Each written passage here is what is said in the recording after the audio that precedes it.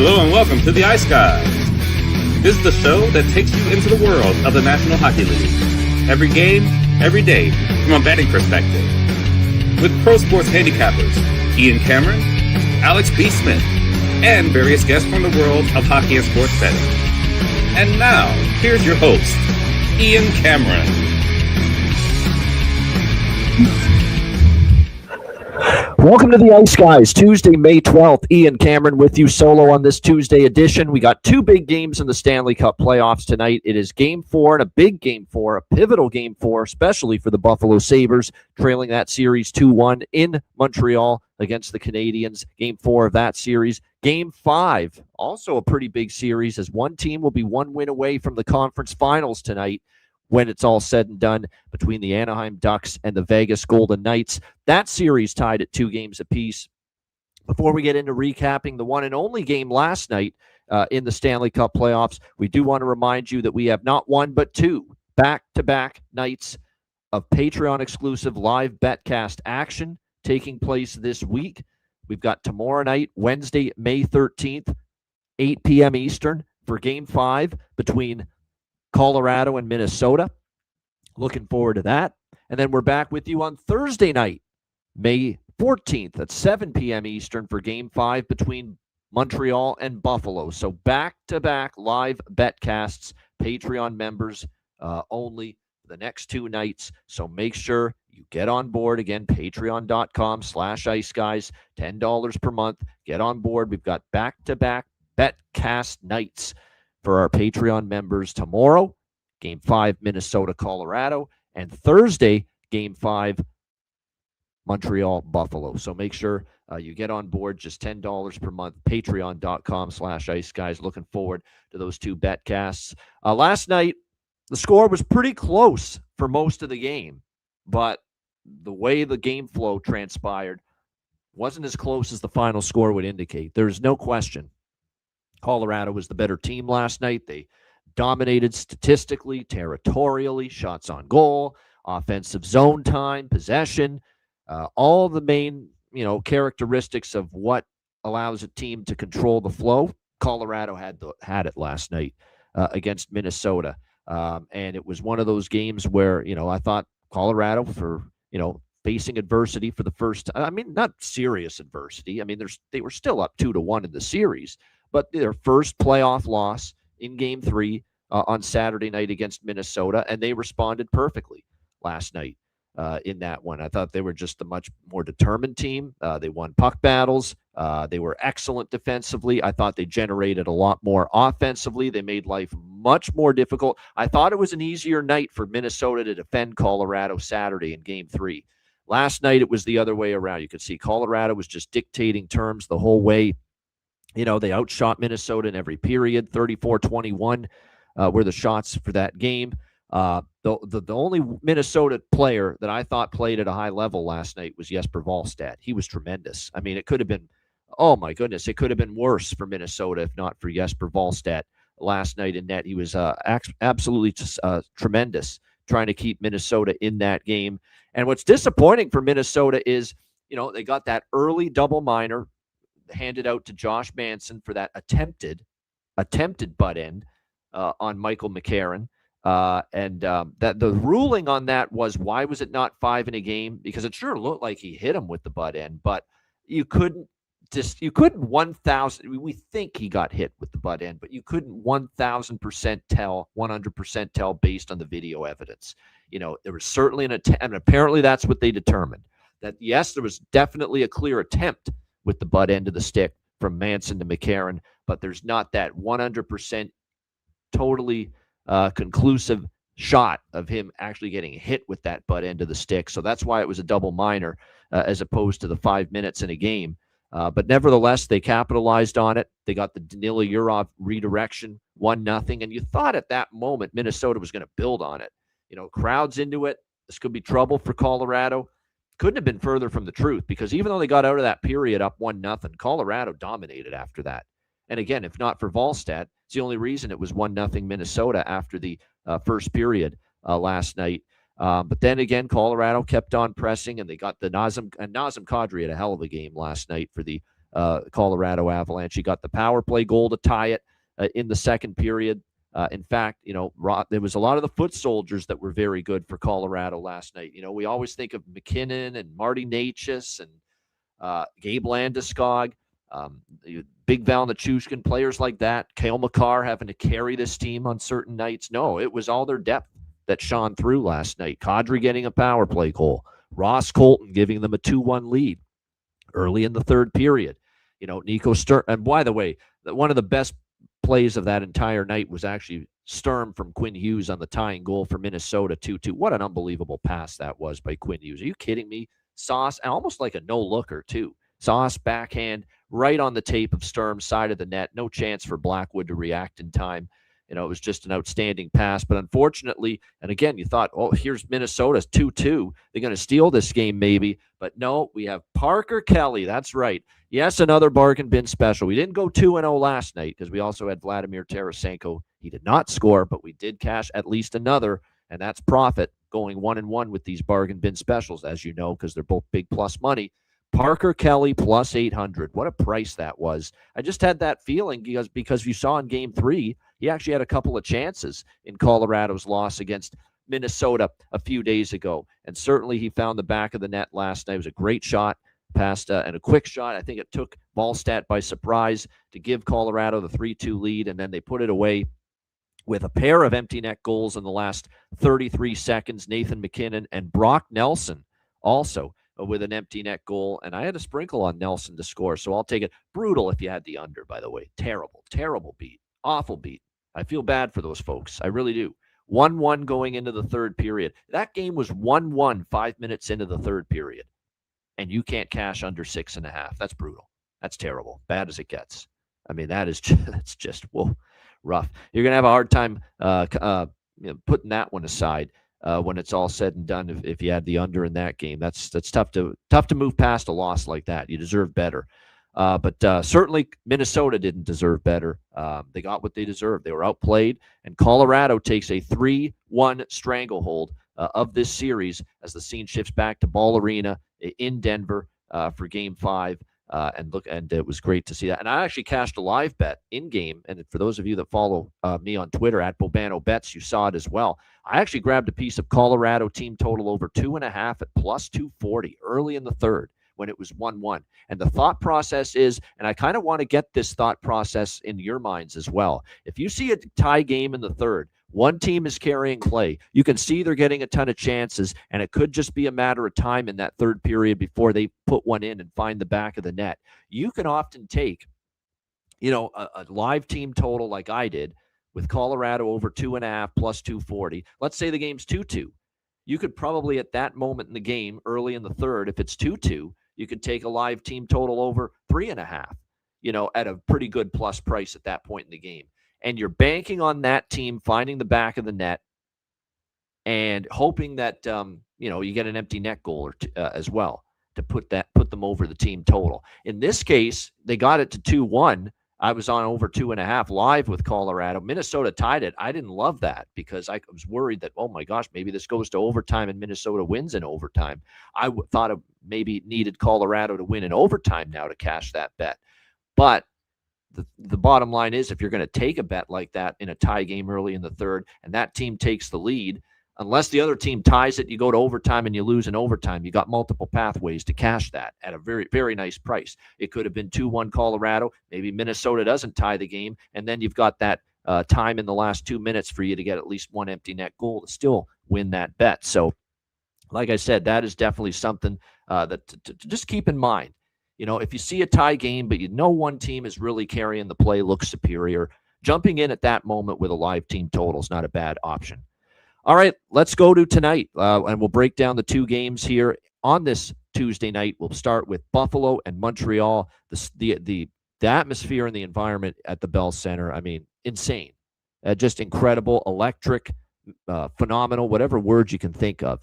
I don't know how they can top it, but they will try at the Bell Center tonight with Montreal starting to take control of this series. Even though it's only 2-1 in the series, there's a damn good argument to be made that Montreal's won 6 straight periods in this series. I think they have. I mean, I think it's 6-0 in periods 1 in favor of the Montreal Canadiens. here in the last 2 games of this series, and it's up to the Buffalo Sabres to try to stem the tide and turn things around here tonight. In Game 4, we have Montreal minus 150, home favorites, 6 the total here in this game. And what's interesting about this price is that this opened around minus 125, minus 130 on Montreal. We've seen about 15 to 20 cents worth of movement here toward the Habs. So there's a lot of Habs support, a lot of Habs love. I'm sure there's a segment of the population that probably, prisoner of what they last saw, and what they last saw was Montreal rolling over this Buffalo Sabres team, thinking it's going to happen again here tonight. I come on this show, I'm supposed to know what's going to happen and be able to predict what's going to happen. And normally I've got a good feel for a game.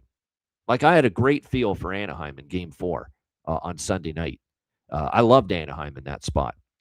I felt very confident, especially without Mark Stone for Vegas. I felt very confident that the Vegas Golden Knights were going to tie that series. They hadn't lost 2 in a row. They had responded to adversity time and time again throughout the playoffs. Lukas Dostal would play better after getting pulled. It would just everything to me set up. They played well at home. That was their first home loss in the playoffs when they lost Game 3 to Vegas. I loved Anaheim in that game. There was no doubt in my mind. I had a great feel for it. I had a sharp feel for that. I said, I like this. I like this quite a bit. From a side perspective here tonight with Buffalo, I can't say I love something. I can't say I love this side either way here tonight in this game, because I'm caught in between 2 lines of thinking right now. The one line of thinking is that the more I watch this series, the more I just think Montreal's better, faster. Buffalo's having a hard time defending them. Montreal has just figured things out with the power play. They're getting superior goaltending right now from Jakub Dobeš versus Alex Lyon. And, of course, we'll get to it in a moment. Buffalo making a goalie change. Ukko-Pekka Luukkonen picked a pack of pickled peppers, is going to get his first start of the series here tonight in Game 4. And part of me just thinks Montreal just looks flat out better right now. And I don't know if there's a way to turn it for Buffalo at this point in time. And then there's the other element of this where, well, we have seen Buffalo, respond multiple times this year. This is a team that you've got as making a ton of lineup changes, by the way, tonight. They're going with the goalie switch, hoping that creates a spark. And for some teams it has in that first game, and some teams it hasn't created a spark. It's worked, and it's worked for some teams, and it hasn't worked for others. That's the way we've seen it here. UPL is going to be in. I don't think you can fault Alex Lyon. That wasn't a goalie problem, in Game 3. That was you were overwhelmed by Montreal in that game. You couldn't sort out your defensive coverage. You couldn't protect, you didn't get back enough. And it was a tough night for some of the Sabres on the blue line. It was even a tough night for Dahlin defensively. Logan Stanley had a really awful night defensively, and that's probably why he's out of the lineup. Now, it's not only UPL in for Buffalo. There's other lineup changes as well. Luke Shen is going to draw in on the blue line, replacing Logan Stanley. So that's the one change on defense for Buffalo here tonight. And entering the lineup up front. Now, we'll get to these 2 changes. One I like, one I don't like. Up front, in comes Konsta Helenius. And Konsta Helenius is someone that has had a great season with the Rochester Americans, the AHL affiliate of the Buffalo Sabres. He's got tremendous offensive instinct, speed, talent, ability, good shot, just a really good offensive player. And he had a very good season down there in the American Hockey League. And when it comes to these 2 lineup changes that Lindy Ruff is making tonight, I give a big thumbs up to the Helenius insertion into the lineup. I love it. You need a little dose of this right now. A little more offensive creativity, a little more speed, a little more punch as far as what to throw at Montreal. I think he is the right person to put in against an opponent like this in a series like this, where it's been great pace. There's been a lot of power plays. It's gotten increasingly more nasty as it's gone on. And, we saw a lot of power plays in Game 3. He's a guy that could be a difference maker for Buffalo. In a series where you haven't gotten much from Peyton Krebs and Alex Tuck is struggling, and Tage Thompson, other than the goal off the fortunate bounce off the end wall in Game 3, he's been quiet in this series. He's had issues. Josh Norris I don't think has a point yet in this series. So the hope here is that Konsta Helenius is going to give you a little something here. And he actually played a few games during the regular season for the Buffalo Sabres as well. Not many, but he got into a few. And I believe he also did score. He had a goal and 3 assists in 9 games played with the Buffalo Sabres this season. And then meanwhile, we know he had a great year down in Rochester. In 50 games down there, he had 18 goals, 48 points, very, very solid. He's not even, I think he just turned 20 years old, in fact, Hellenius. So I like that insertion. I like that lineup change because I think he's a guy that could, create something here for the Buffalo Sabres. The change I don't like is Luke Schenn. And I know Lindy Ruff addressed this earlier today saying, well, Luke Schenn's just, he's going to settle us down. We need someone to settle us down and, keep everyone calm on the bench. And he's got this immense amount of playoff experience and veteran experience and all that. And just, it was word salad from Lindy Ruff talking about this and that and all the intangibles that Luke Schenn provides.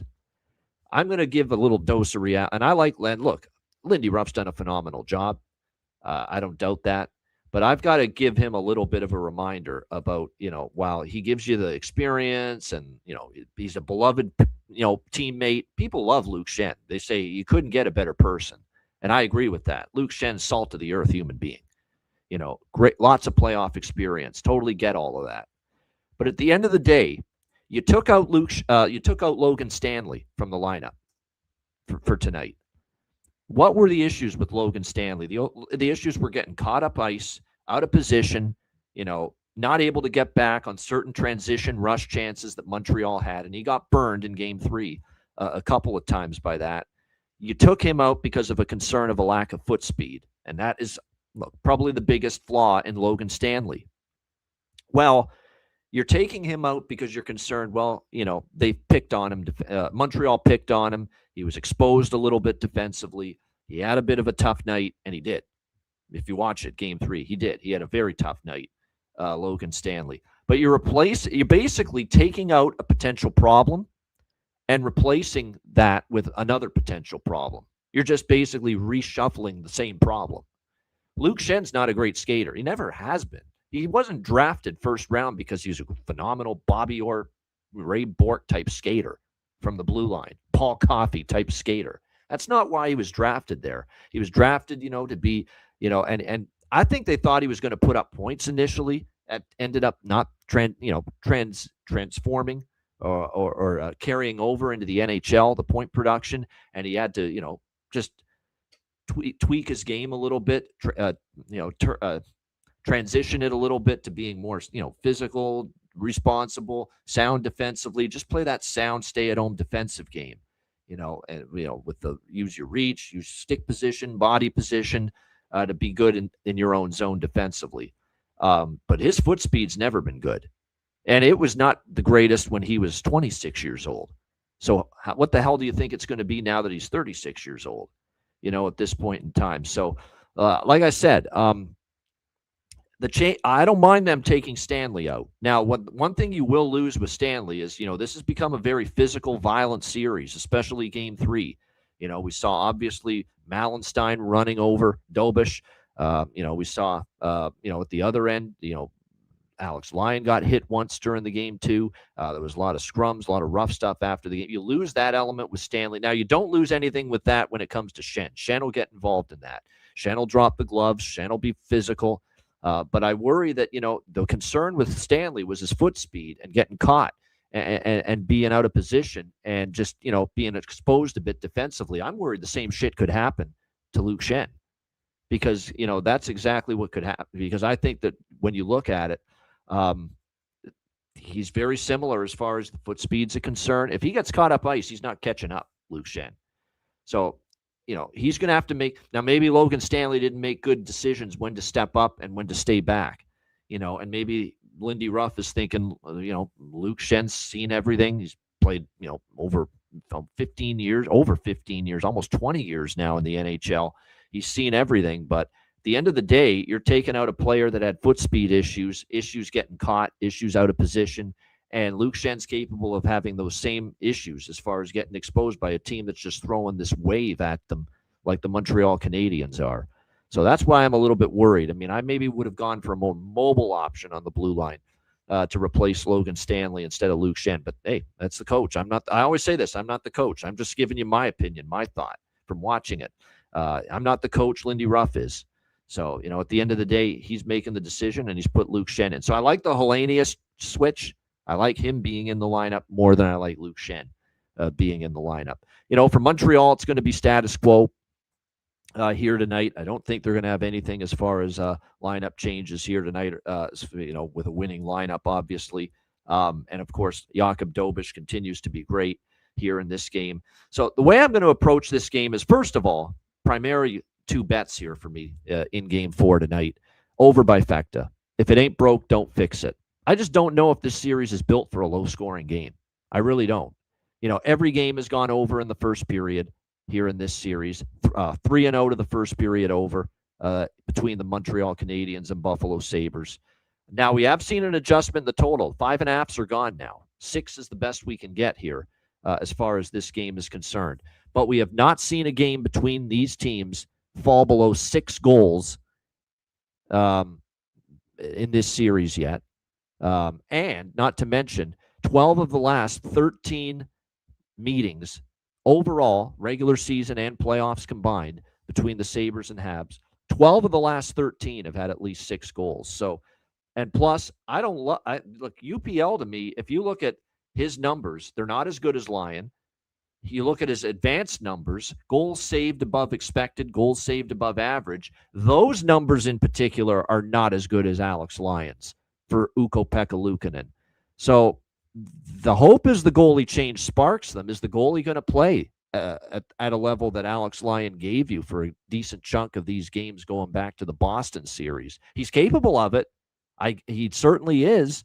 But like I said, it's his playoff numbers in particular have been spotty here for Ukko-Pekka Luukkonen. So like I said, that's concerning to me. I like first period over 1.5. I like full game over 6 as well. Now, there are still 6s. Some books have 6.5, but there are still 6s out there at several books. So find the 6 if you can. I like over by Fecta. And as I mentioned, I could see this game going one of two ways. Montreal's just going to roll offensively. UPL's not going to be that spark. The Buffalo Sabres are still going to have defensive issues against them that they can't fix. That's just Montreal has cracked the code offensively to how to beat this Buffalo team. And there's no sugarcoating it. Buffalo looked horrific defensively in Game 3, running around, hanging on. I mean, if not for Lyon, like I said, it could have been worse in Game 3. But the other element of me says Buffalo is a team that's had a terrific season. They do have veterans that know they have to play better. Zucker, what's he done? Tuck. Thompson's got to step it up, although I think he's hurt. They're not going to go down without a fight. So I'm going to go about this two different ways. I'm going to take Buffalo plus 132, best price out there. Again, teams off a 4-goal loss or a 4-goal or greater loss, 4-goal or greater margin of defeat in the playoffs. They're actually 98-65 long-term in their next playoff game. So that angle says to take Buffalo. Now, I am taking Buffalo, but I am also taking Montreal team total over 3.5 at plus 115 is the best price out there. So I've got Montreal team total over 3.5 plus 115. I've got Buffalo money line plus 132.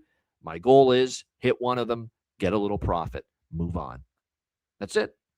And I think it's a decent approach. It is. It's a decent approach for me with that, especially with both of them being plus money. You get plus 132 on the money line with Buffalo. I can get Montreal team total over 3.5 plus 115. And a reason why I like these two approaches too, both at plus money, is because I think if Montreal wins, they're scoring 4 at the very least. I don't think there's a scenario where Montreal wins 2-0, 2-1, 3-1. Maybe there is, but I think if they're going to win this game, they're going to score 4 goals once again. And keep in mind, too, about Montreal, the 2 wins in this series against the Sabres, 5 and 6 goals, clearly exceeding, getting to at least 4 goals between these two teams. And another thing, too, about Montreal, if you go back into December of 2024, the Montreal Canadiens have beaten the Buffalo Sabres 7 of the last 10 meetings.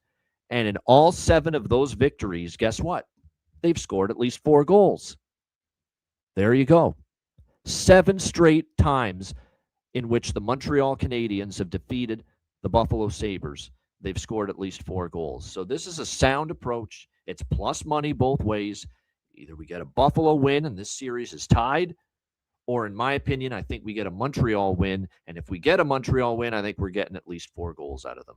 It's in what is a very tough game for me to go back. I'm going back and forth on it. Part of me says Buffalo's better than this. They're better than what we've seen in the last 2 games. They're a team of pride. They're a team of character. They are a team that has been punched and been able to punch back throughout the course of the season. That part of me says Buffalo. But the other part of me says Montreal just looks better. They'll just look better than the Buffalo Sabres. And not just a little bit better, a lot better than the Buffalo Sabres here in the last 2 games. So that's why I gravitate as well to that Montreal team total over 3.5. Again, 7 straight times. Each of the last 7 wins that Montreal has had against Buffalo, they've scored at least 4 goals. So that's the approach for me. Those 2 plus money bets, Sabres money line, Habs team total over 3.5 plus over 1.5 first period over 6 full game. As far as props here for Montreal and Buffalo tonight, we've got Rasmus Dahlin, 6 straight games. He's gone over 2.5 shots on goal. And we saw it, obviously. He scored on the power play in Game 3 that cut the lead to 4-2. I think you got to look in that direction. Josh Doan has gone over 1.5 shots in 4 straight. Too pricey, though, for me at minus 190. Nick Suzuki, over 2.5 shots on goal in 4 straight games. Alex Newhook, you got to keep betting his over 1.5 shots on goal, minus 120. I mean, he's crushing these numbers every single game. He has been absolutely phenomenal. Betting him to score a goal again, that's for damn sure. How can you not? 2 goals in each of the last 2 games, 4 goals in the series, 4 shots on goal in each of the 3 games so far in the series. So everything and anything and everything Newhook, the Newfoundlander for the Montreal Canadiens here tonight. As far as that goes, shots on goal, goal prop, assist prop. Alex Tuch has gone over 2.5 shots on goal in 2 straight games, and I think he's a guy that needs to respond, and he's a guy that was very vocal after Game 3. Alex Tuch took the microphone post-game and said, I got to be better. I'm not good enough. Not good enough here. So Alex Tuch, you'd think, that probably gravitates you a little bit toward that over 2.5 shots as well for him. Josh Norris, he's been quiet offensively in the series, but he has gone over 1.5 shots on goal here for the Sabres in 2 straight games entering this one. Benson and Doan probably, like I said, are probably worth a look as well as far as point prop, goal prop for sure. I mean, they have been a threat every time they've been on the ice. Josh Doan has a point in every game in this series for the Buffalo Sabres. Benson's in the mix. Every shift he's out there, he's trying to make something happen.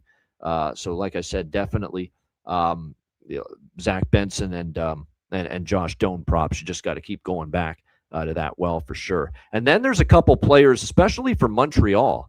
Philip Deneau, who actually maybe you could argue got robbed of a goal in Game 3, and poor Alex had Philip Deneau as a bargain bin special.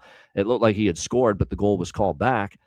He's gotten a point in 2 straight games for Montreal, and his point prop is like plus 240, 250. It's a great price. Why not? The depth is showing up for Montreal here in this series. Jake Evans, he's got points in back-to-back games. His point prop is plus 230 here tonight. Outstanding.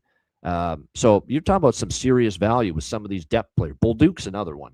Bolduc, of course, scored in the last game. Just to get a point, it's over plus 200 here tonight for Zach Bolduc. So you're getting that absolutely outstanding value with, again, don't be scared to take it. This is clearly, we have seen in these playoffs, Montreal does not need Cole Caulfield, Nick Suzuki, or Juraj Slavkovsky to carry the load offensively, because Bolduc has stepped up, Tuch has stepped up, or Doc, there's another one, Kirby Doc. His point prop might be worth a sprinkle, but Doc, Philip Deneau, of course, has had points in back-to-back games, to Alex Tessier, Zach Bolduc. Like I said, these depth guys and the bottom 6 have definitely been chipping in here for the Montreal Canadiens. So, and it's caused Buffalo certainly their share of problems. And then as far as saves prop, Dobish over 24.5 saves. I could see it here tonight for the Montreal Canadiens. You know what's funny is that early in that game 3, Buffalo, it didn't look like Dobish was going to go over the saves prop in that game, because after the first 2 periods, the shots were 29-18 for Montreal, but Buffalo had a 10-shot third period, and it was enough just to get over that saves number, 24.5 for Dobish, and is what it is tonight. And he had 26 saves in Game 3, so keep that in mind. It's definitely something to, I think, be worth a look here, because you would think down 2-1, it's shot volume, shot attempts, don't turn down a chance to get the puck to the net and traffic in front. That's what you're going to need at this point to beat a goalie that's in the zone like Jakub Dobish is. So definitely, like I said, the saves prop here for Dobish probably worth a look. And as Dre says in the chat, the shots on goal, if you have books that offer you Buffalo shots on goal, that's an alternative option for you instead of Jakub Dobish over saves. So that is important to keep in mind for sure. All right, let's get into the late game here tonight. It is Game 5, Vegas Golden Knights, Anaheim Ducks. This series is down to a best of 3. We've got 2-2 series back at T-Mobile Arena tonight. Vegas minus 160. Home favorites. Total here sitting at, well, it looks like 6.5, depending on which book you look at. So shop around. Again, as far as the total is concerned, we have some books that have 6 and other books that have 6.5. So make sure you shop around as far as the total here in this one. Great response by Anaheim. I loved Anaheim in Game 4. Really loved Anaheim in that spot in Game 4 on Sunday night. This is just a very, very good, young, tough team. Really are. They're mentally tough. And Joel Quenneville deserves so much of the credit for that. To have this young team just, very, very tough mentally, to be able to put aside that brutal start against Vegas in Game 3, and they couldn't recover from it. Come back, and the difference for Anaheim too is why this series. I'm not going to say Anaheim's going to win the series. This is a Vegas team that's been very good in Game 5, Game 6, Game 7 historically in their franchise. I don't have the exact record off the top of my head, but I know, and Rachel and I were talking about this on the show yesterday, that Vegas is just great when these series get to these points where it's 2-2 and it's up for grabs, and they just have a knack for taking over. This is what they did. This was the stage of the series. They took over and said, we're putting our foot down and we're winning this series. This is when they did it in the first round against Utah, when that series was tied at 2. And they said, you know what? We're taking this thing over and we're going to win this series. We're the better team. We're going to go out there and prove it. And they did. But Anaheim's a little better than Utah. And now you don't have Mark Stone when you did have Mark Stone in the first round against Utah. And again, I hate to bang this drum. I mean, we shouldn't be in a spot where we're just making such a big freaking deal. And it's not just me, it's everyone that's talking about this series, mentioning how big of a loss Mark Stone is for this Vegas Golden Knights team.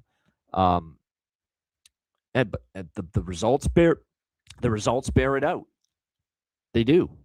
This team without Mark Stone just this season alone is 8-15. Regular season and playoffs combined. 8-15 for the Vegas Golden Knights. That's 7 games below 500 without Mark Stone. It's just, he's a big deal. Offensively, defensively, breaks up plays. We know he's been one of the kings of the takeaway, forcing turnovers, forcing giveaways of the opposition. Very good defensive instincts as well from him, and you miss it. And I don't think it's a coincidence that first game without Mark Stone, and all of a sudden an Anaheim power play that couldn't do anything, couldn't do jack shit, squadouche, early in the playoffs, comes alive and finally gets it rolling in Game 4. And it had to happen. I talked about it going into Game 4. Anaheim has to get the power play on track. And they did, 2 for 4 on the power play in Game 4. And it was the difference in the game, because it was still, close game. Vegas only lost 4-3. But at the power play, finally, when it had to come through, it came through for the Anaheim Ducks. So that's going to have to continue to be a big catalyst for them if they're going to win tonight and if they're going to win this series. The power play's got to come through for them. And what's impressive about the Vegas, or that power play scoring 2 last night, or not last night, but 2 goals in Game 4, Anaheim scored more power play goals against Vegas in Game 4 than Vegas had allowed for the entire playoffs before Game 4. Before Game 4, Vegas had allowed just one power play goal for the entire Stanley Cup playoffs. And all of a sudden, here's Anaheim with 2 power play goals in the same game the other night. So this series, start to finish, here's where I'm at with this game. Vegas, we talked about how Anaheim's been great off a loss. Well, Vegas, when you look at, they did lose 2 in a row once. And it was Game 2 at home versus Utah, Game 3 on the road at Utah. So that was their one time when they've lost consecutive games here in the playoffs. Other than that, they've bounced back with a win after a loss the other times. But, I look at this series, 4 games. Vegas won 3-1 in Game 1 in a game where they got outshot 34-22. And I don't think Anaheim played that poorly. I just think Vegas was more opportunistic, and that was, you could make a damn good case, that was Carter Hart's best game of the series in Game 1. Game 2, Anaheim won 3-1. And that game, and the funny thing about that game was I actually think you could make a case Vegas maybe played just a little bit better than they did in Game 1, but Anaheim still played solid, well enough to win, and they did 3-1 in Game 2, tied the series up. Game 3, which you look at it, 6-2 Vegas. Oh, they hammered them. Not really.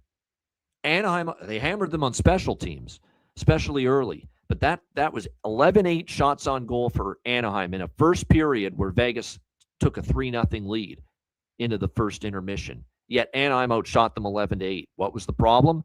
Special teams just killed Anaheim in that first period of Game 3. Braden McNabb's short-handed goal, which was a bad one to give up by Dostal. Mitch Marner, an absolutely crippling goal in the dying seconds of the first period with the power play. And a game that at 5-on-5 even strength, I thought Anaheim still did a lot of pretty solid things. It just got away from them in that first period. You can't give up. You can't be -2 with all that power play time. And unfortunately they were, or all the special teams time in the first period to be -2 on the special teams battle. And they were, the short-handed goal and the power play goal that they allowed in the first period. But they did a lot of good things at 5-on-5. And then, of course, in Game 4, they played probably their best game of the series. Certainly it ranks right up there. Vegas didn't play that bad either, but I thought Anaheim upped it, and the difference was the special teams. The power play worked finally, and they were able to win 4-3. Anyway, I go on and on like I just did about the flow of these 4 games to point out why I think this price is just, it's too big on Vegas to take them for me. It's too big of a price to take the Vegas Golden Knights for me. -160. They have not been the degree of dominance and control of the flow in this series for Vegas has not been at a point at any time in this series that tells me, whoa, we should be laying -160 with the Vegas Golden Knights. That's where I'm at here. So at this price, I think the value is Anaheim. I don't love Anaheim tonight, but I sure as hell ain't taking Vegas. No way.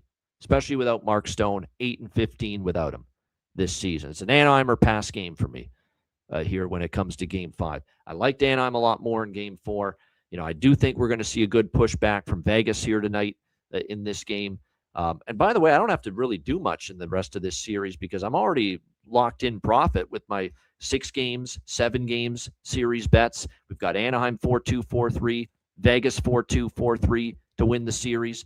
And we're going to get paid pretty nicely out of that because they're all very good prices. But yeah, at this price, no. Vegas is a little overvalued, overpriced based on the flow of this series. It's been closer than having Vegas -160, the bottom line here tonight in Game 5 of this game. So I'm not going to be involved in the side pregame. I think this is probably going to be lower scoring again. I could see that, 6.5. It's just been one of those series where the games in Vegas have been the unders and the games in Anaheim have been the overs for the most part here in this series to this point. We had 2 unders in Game 1 and Game 2, 2 overs in Game 3 and Game 4. So we've had unders in Vegas, overs in Anaheim. I kind of think that's probably a pattern you say probably keeps going until you have a reason to change it. So, I could see this being, more of the 3-1, 3-2 variety here tonight with Anaheim, Vegas. So we'll see how it goes.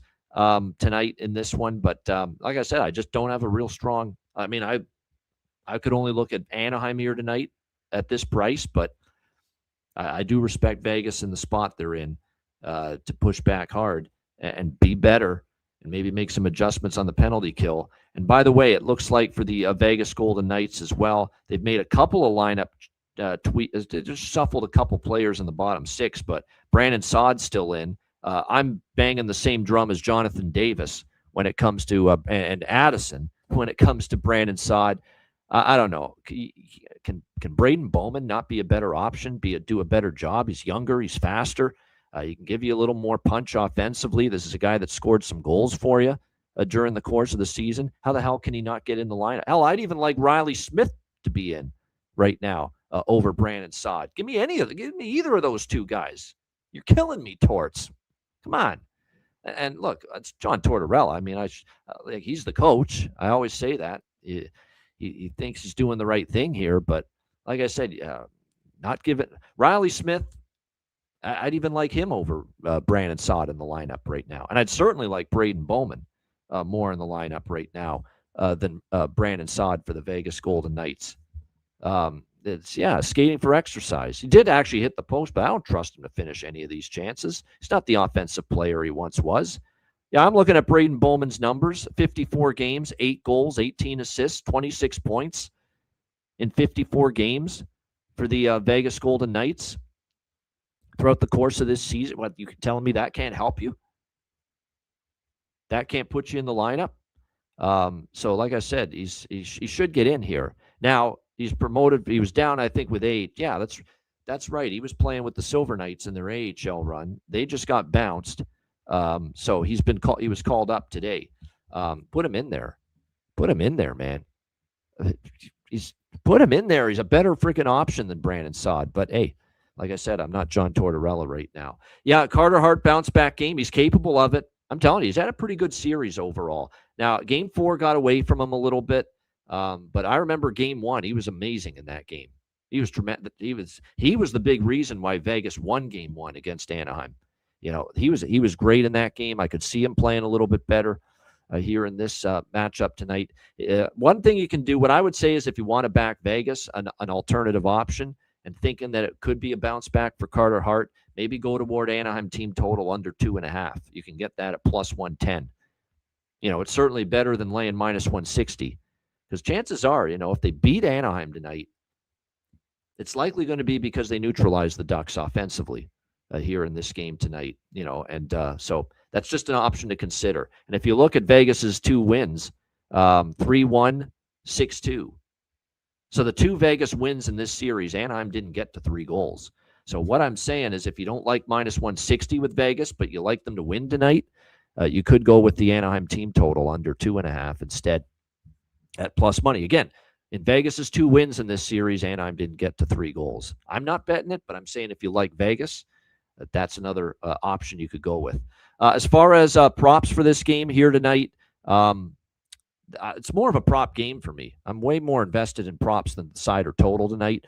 Mikael Granlund, 4 straight games over 1.5 shots on goal for Anaheim's. Jacob Trouba, over 1.5 shots on goal in 4 straight games. Our guy, Kloshev Barbashev, he's gone over 1.5 shots on goal in 3 straight games for Vegas. Killorn's gone over 1.5 shots on goal in 3 straight games for Anaheim. So those are all a bunch of good, you know, shots on goal props. Mason McTavish for Anaheim, William Karlsson, Wild Bill for Vegas. They've both gone over 1.5 shots on goal in 2 straight games entering tonight as well. Seneca, I'm on board with Robert here. He's got it going. Beckett Seneca with a 3-game point streak, a 3-game goal streak. Yeah, and he's been great. Seneca and Houghton. These are the 2 guys as far as goal props tonight. Clear choices. There's nothing even in the stratosphere of what my favorite goal prop is for Anaheim and what my favorite goal prop is for Vegas, other than Beckett Seneca for Anaheim, Brett Houghton for Vegas. It's really that simple. They've been great. They've been absolutely outstanding, both of them, for their respective teams. So, like I said, and he's gotten better and more. I don't want to say comfortable, more confident as this series has gone on. Beckett Seneca as well. And we know what Brett Howden's doing. I have a chance still to cash Brett Howden to lead the series in goals. How about that bet?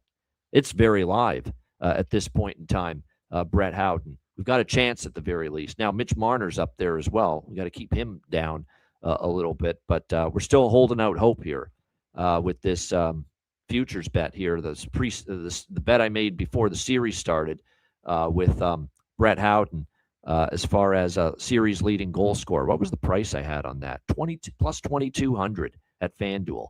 22-1 with Brett Howden to lead the series in goals for the Vegas Golden Knights. So, like I said, that is, I'm hoping, I'm hoping that Brett Howden hasn't run out of magic here going into Game 5 tonight.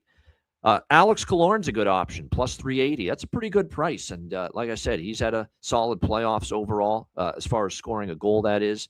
Now, did Tomas Hertl, and it's I'm basically was saying at the down the stretch of Game 4, do we even look at maybe making him a healthy scratch, Tomas Hertl? And sure enough, he scored in the dying seconds to make it 4-3. So I was the ultimate mush there when it came to that. But still, you talk about a guy having trouble with the pace of the game.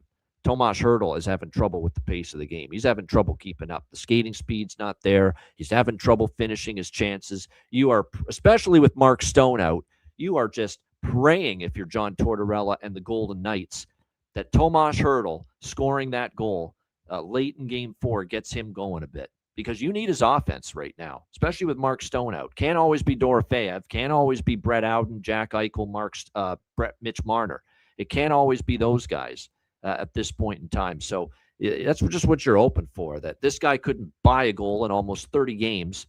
This is his first goal in almost 30 games the other night in Game 4, and you're just hoping like hell that gets him going a little bit moving forward. And again, with Mark Stone out, it's more important you try to get his offense going for the Vegas Golden Knights. As far as shot block props, Noah Hanifin over 1.5 block shots 3 straight games for Vegas. Pavel Mintyukov over 1.5 block shots in 3 straight games. Shea Theodore for Vegas over 1.5 block shots in 2 straight games. Those could be worth a look. It's funny. We talked about Jackson Lacombe, how he was really leading the playoffs and as far as points early on, but he's had a quieter offensive series here for the Anaheim Ducks. He does still have at least a point in 6 of the last 10 games.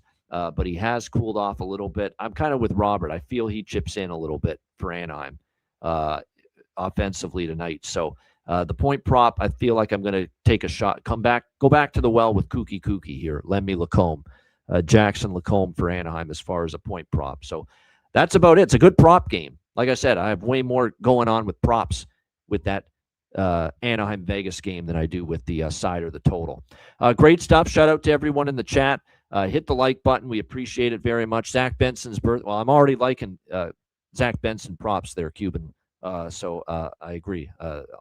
Maybe if the birthday enhances his chances to score a goal tonight for Buffalo even more, I'm all for that.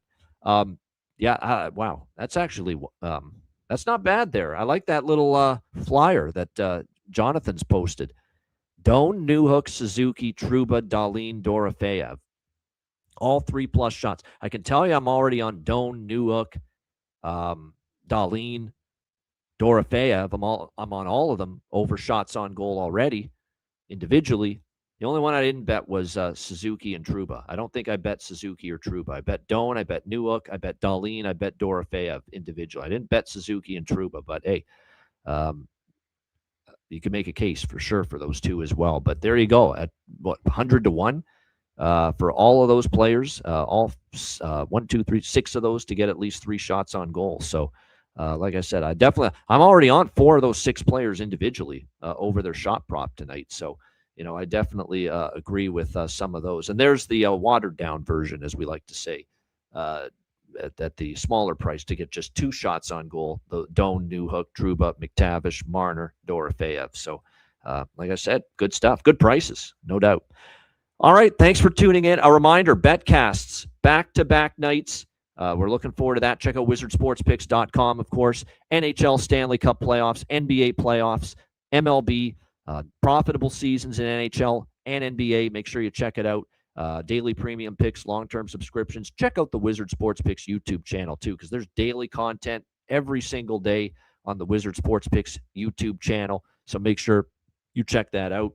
wizardsportspicks.com. And of course, patreon.com/Ice Guys, $10 per month. Goalie charts, totals charts, daily betting card, sides, totals, player props posted each and every day on the Patreon page. So make sure you get on board. We've got betcasts exclusive to Patreon members.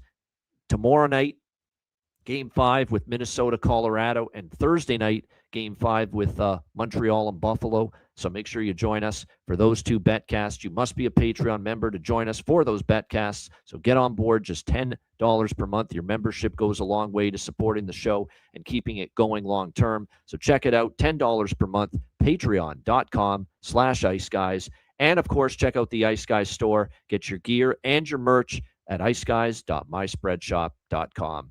All right. What can we say about the bargain bin special? What is the run now the last 3 days? 5-1? 5-1 with the bargain bin special of the night. The last 6 bargain bin specials that I've given out on the show. Over the last 3 shows, we are 5-1. How can we add to it tonight? And I got 2 more tonight that I'm going to give you. We'll see. Stay tuned for that bargain bin special of the night and best bet coming up in a minute, right after we hear from our great Ice Guys sponsors.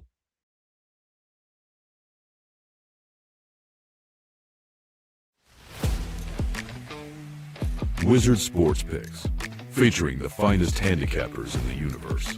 Sharp insights, trusted picks, and relentless results. We strive to help you become consistent winners. This is Wizard Sports Picks.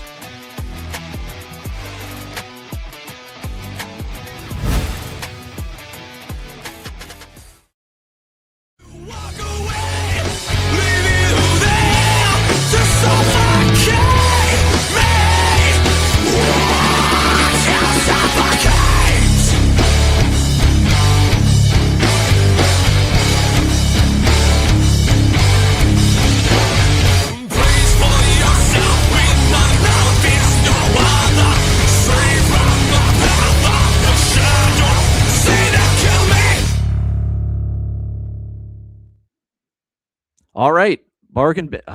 Very good, Ergo Caustic. Very good comment. Ian's the Brett Howden and Alex Newhook of bargain bins. He's further elevated his game during the playoffs. Yeah, hopefully some of those Buffalo Sabre players figure that out, how to elevate their games as well. But great comment there from Ergo. Yeah, we've elevated, man. 5-1 run with bargain bin special of the night over the last 3 shows. And I've got 2 more tonight for this Tuesday with bargain bin special of the night. And we are going to go to Buffalo and Montreal for the first of the 2 bargain bin specials. I was tempted to go to Alex Newhook again. I probably should, but I don't want to be. Do you want to be creative, unique, or do you want to just win? So I'm not going to go to Newhook, but he was like this close to being my pick for bargain bin from the Buffalo Montreal game. But instead, I am going to go with the guy coming into the lineup for the Buffalo Sabres tonight. I'm going to go for that big price. Plus 700 for Consta Helenius for the Buffalo Sabres. What's that Gary Thorne line with Paul Correa? Off the floor, on the board. Consta Helenius. I think he's going to give them a jolt tonight. Great numbers in the American League. He does have 1 goal this season in his previous time with the Buffalo Sabres. So let's go with Consta Helenius. We're really on a heater with the bargain bin special of the night if this fucking hits. I'll tell you that. Consta Helenius, Buffalo, plus 700 for my bargain bin special from that game. And for Anaheim, Vegas, you know what we're doing here. Yeah, how many Anaheim Vegas games in a row can it be with Brett Howden? And we're going back to that well once again. Now, the price is dropping, but there are still a couple books that have plus 310 out there on Brett Howden for the Vegas Golden Knights, and we will roll it once again with Brett Howden for the Vegas Golden Knights to find the back of the net. It's been a tremendous run here in the postseason. He is now on a 2-game goal-scoring streak, goals in 4 of the last 5, 6 of the last 10 games. And with Vegas looking to bounce back. I would not be shocked to see him add to his tally tonight. Brett Howden, Vegas, plus 310. Consta Hellenius, Buffalo, plus 700 for my 2 bargain bin specials for this Tuesday night as we try to build on this 5-1 run with the bargain bin special of the night. All right, best bet. I'm going to go to Montreal, Buffalo. Just go over 6, minus 125.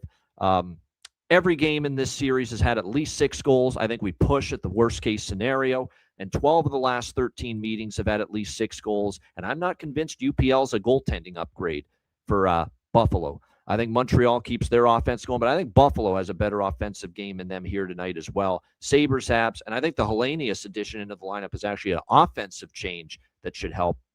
Buffalo, Montreal, over 6, minus 120 for my best bet. Shout out to everyone in the chat. Hit the like button. We appreciate it very much. A reminder, the Ice Guys is live 7 days a week, Monday to Friday, 2 p.m. Eastern, Saturday, Sunday, noon Eastern. If you can't watch the show live, download the Ice Guys podcast in audio form on all major podcast platforms, Google Podcasts, Apple Podcasts, Spotify, Stitcher, iHeartRadio, Amazon Music, and more. Download the Ice Guys podcast when you can't watch the show live. Oh, yeah, I'll mention something about that before we head out. Thoughts on the Blue Jackets extending Charlie Coyle? I love that they have him back. I do. I think he was a great player for them this year. I think he's good in the dressing room. 6 years is my issue with it. Really? 6 years? 6 fucking years? He's going to be 40, 41 at the end of that deal, at the end of that contract. So the term is the concern I've got with it. The Don Waddell just he went a little too aggressive as far as the term and the number of years there. That he's given Charlie Coyle with that new contract. But he's a good fit. He was good in the dressing room. Clearly, I think Rick Bowness and him got along. Rick Bowness always sung the praises of Charlie Coyle. So I think there's a nice coach-player relationship going on there. But it's just, I like that he's back. I'm glad they brought him back. I think he's part of the solution, not part of the problem with Columbus moving forward. I just think 6 years is a little crazy as far as the term. Now you got this guy under contract till he's into his 40s. That's a little much for me. But it is good he's back. So that's my thoughts on that with Charlie Coyle. Re-upped by the Columbus Blue Jackets for 6 more years. All right, we're out of here. I'm Ian Cameron. Have a great Tuesday night. Enjoy the games and good luck. We will be back with you tomorrow on Wednesday, 2 p.m. Eastern, for another edition of the Ice Guys.